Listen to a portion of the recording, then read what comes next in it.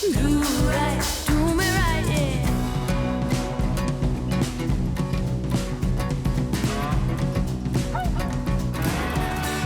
I need love, yeah.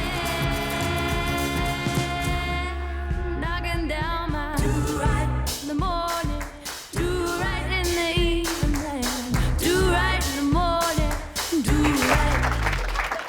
I want to say thank you. I feel quite blessed to be here, and a special thanks to the organisers and also Jackie Coates from Telstra who invited me. I told my sister about coming to the Do weekend a couple of weeks ago, and we're very different. She's my twin sister, but we're very, very different. And I got a call from my mum just before I was to come along, and she said, "Olivia, I've just spoken to Ingrid, and she says you're off to experiment with a cult." And she was a bit worried, but I tell you what, this is the cult that I would choose. So I'm happy about that, that's for sure. So I want to talk a little bit about my journey to finding purpose. And what I do now is I work as a consultant, working with not-for-profits and for funders. And I'll share a bit about the journey of how I got to be here and what I do now. Where is this going? So Aristotle says that you find purpose in the work you do where the needs of the world and your talents cross. And that really resonates with me, particularly now. And I'm in a room of people that I think have either found this purpose or on the journey to finding this purpose very actively. But we're all pretty unique. And in fact, I think a lot of people would say that we're weird. When I often meet up with friends on the weekend and I'll be there with my partner and we'll, the first question is usually, how are you? To which I reply, great. Most people kind of get a bit suspicious when you say I'm brilliant, which is how I do feel most of the time. So I just say great. And then the next question is, so how's work? And I say brilliant, to which the response is always, really? And then my partner, he knows this now, so he kind of interjects and he said, Liv's one of those weird people that love their work, and they kind of all share a smile and agree that I'm weird and, feel more comfortable moving on. But it's true, I love my work, and part of the reason I do is because I'm working with incredible people that have a higher ambition than just making money. They really want to make the world a better place. And it's a cliche, but it's true. And I know all of you also want to make the world a better place. But, and there's a big but, my experience has shown me that good intentions are not enough. As it stands, we're wasting a whole lot of money and a whole lot of effort on trying to save entrenched social problems. And the problems, we're not funding outcomes or measuring them. What tends to happen the majority of time in the not-for-profit sector is that organisations get funded because they got funded last time and they're big and it's easier, or they get funded on activity. So how many people they put through a training course, or how many people they might have seen, not on the impact that training course has had to the people, or the impact of that counselling session has had to them. The next problem is that we are funding organisations on a short-term basis. We're not investing in long-term growth or scale to achieve sustainable change. There's this survey or some research done recently, and it illustrated that most not-for-profit organisations in Australia have 3 months of cash left at any one time. How do we grow? How do we solve problems if that's the majority of the not-for-profits' balance sheets? And the third problem is we are not innovating fast enough, nor taking risks with new market models that can really incentivise and create more accountability in the system. The social sector is our backbone, and I want to stop passing down these problems to the next generation. There's a quote from a guy called Philip Larkin, and he describes that man continues to hand down misery to man. So my purpose has become all about helping not-for-profits and funders get a lot smarter at what they do, get money flowing to the right organisations that can actually achieve social impact, and to actually start solving social problems. And I'm pretty pig-headed about this. One of my ex-colleagues is actually in the room and he will know. Until we get smarter, until we get these vast sums of money, and they are vast sums, committed to actually solving problems, we're going to stop helping or not help those that we are trying to help, no matter how good it makes us feel. But finding this purpose doesn't come easy. And we've heard that from a couple of speakers. It requires deep thought and courage, and certainly I trod a pretty dramatic path to arrive at this purpose, and I'll share that with you. I'm from a family of 5 girls, that's me with a circle around my head. I grew up in country Victoria, not far from here, in a small little town. And I was a pretty poor student. I spent most of my time hiding behind the bike shed smoking, or at least trying to. And I remember we had a careers counsellor visiting, and all the Year 12 kids, it was kind of the first week of Year 12, we had a session with the careers counsellor, and he said, you know, Olivia, what do you want to do? And I never really thought about it. And then at that point, I thought, actually, I need to make a choice. You know, I could continue what I was doing and drift along and get a job at the local council or the supermarket, marry a farmer. No offence to the farmers, that could have been good. Or I could work hard. I could work really hard, and I could have choices and opportunities, and I could go to university. And so I decided to choose the latter. I decided to work really hard, and I had to work really hard. I think every single teacher, every report card I got was Olivia doesn't concentrate in class, and she's not naturally gifted. She needs to work harder. So I had a militant-like routine. I was up at 6 every morning, 2 hours before school of work. Then when I got home, another 6 hours, and I did this for the entire of my Year 12. And to everyone's surprise, I did pretty well. I got in the top 5 of my class. And so I had these choices. And again, I still didn't know what I wanted to do, but my dad was a businessman, and I thought those skills had come in pretty handy. So I went off to uni and I did a business degree.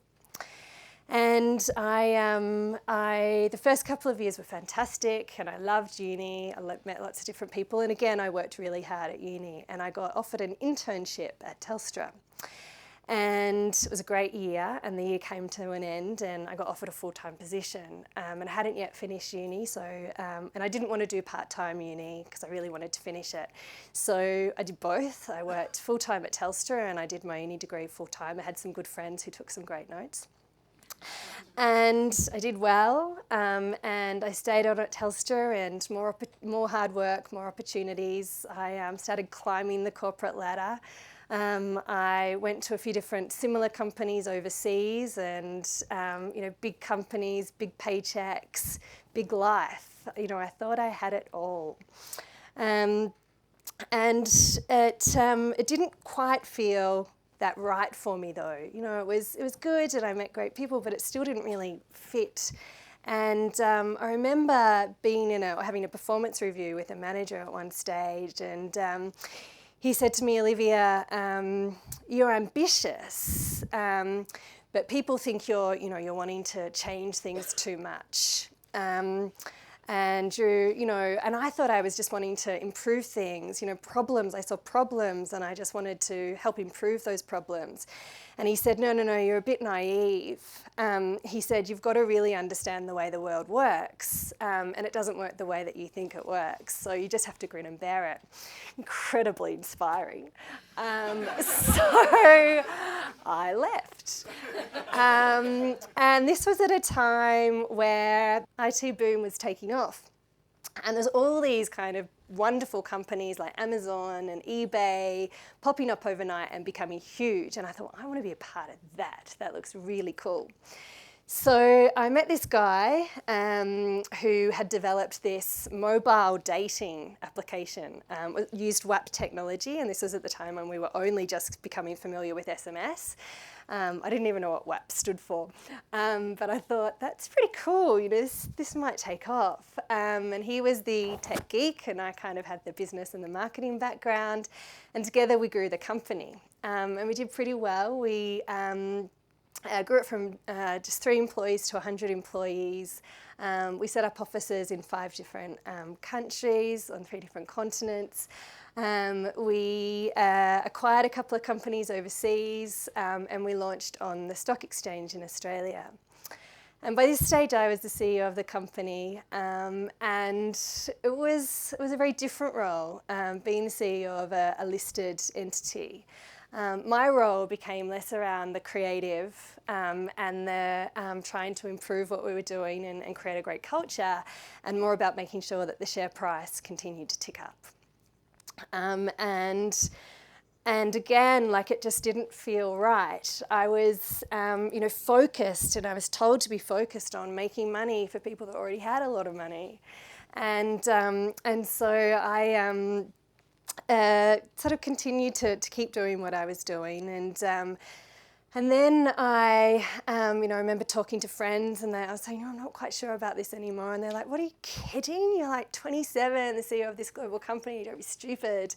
And so I thought, they're right, I shouldn't be thinking about this way. And my identity became that. My identity was kind of all wrapped up in that, and I felt like I just had to stay. And then one day I got a message to come to the chairman's office, and it was down the road in Collins Street. And I had a pretty good relationship with the chairman. And I was invited in, and I'd usually go into his office, get offered a tea or coffee. It was a very lovely office. And this day I was shuffled into a meeting room, offered no tea, coffee, water. And I got handed a letter. There was no dialogue. And I opened the letter, and it had 2 sentences in it. And it said, from this day, you will not be required to come back to work. And you will leave right now. And at 5 p.m, it was 4:30 p.m, an announcement will be made to the stock exchange that you will be replaced as CEO. And the world as I know it came to an end. 4 years of really hard work, no life really outside of work. And I don't know what I said or what I did. I don't know how I got home that night. But I did get home, and there was a flurry of calls. Everyone knew. I couldn't hide it. I couldn't sit on it for a little while and work out how I wanted to tell people. It was public. And I fell into a very deep depression, and I wasn't well for a while. And then I pulled myself out of it. And I did what everyone does who's kind of mad with the corporate world and wanting to rid themselves of that kind of accumulation. I did a lot of yoga. I read Eat, Pray, Love, and I went to Africa. What else do you do? I went to Africa, and I volunteered for a not-for-profit firm in Mozambique. And their purpose was all around finding solutions to help lift poor smallholder farmers out of poverty. And I was captivated by the spirit and the character of these people. But I was appalled by the depth of poverty and wasted money. It was crazy. There were so many development organisations. There were so many foundations. There was so much money, but such little progress. And most organisations were really well intentioned. Everyone was lovely, but they didn't have clarity of purpose. They weren't really understanding the issues that they were trying to address, and they certainly didn't think about the best solutions to those issues. And what would get the best outcomes. And no one was really partnering or measuring what they were doing. And they really struggled because they didn't have a lot of knowledge of the local people, they didn't have the skill sets, and they didn't have the tools. And I was also dumbfounded by how funding decisions were made. For example, I worked on a project when I was over there had a clear goal, and it was to lift smallholder farmers out of poverty, or raise their income levels, from $2 to $5 a day. And we did a lot of research, and we worked a lot with them and engaged, and we found out that one of the big challenges for them was that they'd be growing their crops, and because they were sort of all spread over these huge geographic distances, a lorry would come and pick up the crops, and it would just say, this is the market price, this is what I'm giving you, and they just have to accept it and take the money. But the market price was usually 50% more than what they were getting paid by the lorry driver. So it just kept them in this poverty trap and this vicious cycle. So with my kind of IT sector experience, we thought, how do we get the information to the farmers so that they're more empowered and they can have more negotiating power? And every single farmer, of course, has a mobile phone. And so we thought maybe an SMS system. We could send out SMSs and they could send in a code that was their crop and they could get the market price. So we did, and we worked on it with a whole lot of different collaborators and the Ministry of Agriculture in Mozambique, which is it's a whole other story. And we eventually got all the data and we put it in the system and farmers were using it. And it was a huge success. We gathered all the information, great outcomes, great results, and we went back to the funder that had originally funded the pilot, and we said, look how well this has gone. It's really solving problems, and we've got the outcomes to demonstrate it. The income's gone up, and we've got great information about and data on what that's meant for the families and their well-being. And the funder said, well done, that's great. And they said, so that's it from us, you'll now need to go and find more funding. And I was just dumbfounded. I was like, what? So you punish success. And while the corporate sector is not fantastic, what it does do well is allocate money to the things that are achieving great results. And I just didn't sit right with me. It was incredible, and I didn't understand it. It was just at odds with everything that I'd known, and so we had to go back out and raise more money. And we came across funders that said things like, "Oh, we only fund for a year," or "We only fund startups." And my biggest peeve was, "We only fund the program costs." No admin, so if you can separate all of that out, that'd be great. And again, I was like, oh my gosh, can you imagine in the for-profit sector as an investor going in and say, really like what you're doing, but I'm not going to pay for your marketing, and I'm not going to pay for your payroll, and I'm not going to pay for your phones. It's just amazing. And demoralising. There's this great TED Talks by a guy called Dan Pallotta, and he said that the epitaph of the not-for-profit sector as it stands at the moment is, we did well because we kept our admin costs low, not we did well because we solved problems. And so I was intrigued, and I wanted to do something about it. So I came back to Australia and I started talking to a lot of people in the not-for-profit sector, and assuming that the problem certainly couldn't be the same in Australia. We have tools, we have the skills, we have the knowledge, and I was intrigued to learn that it was. In fact, it was probably worse. And so my purpose was came into clear focus. I wanted to change this. So I found an organisation that was also hell-bent on changing this, and that's Social Ventures Australia.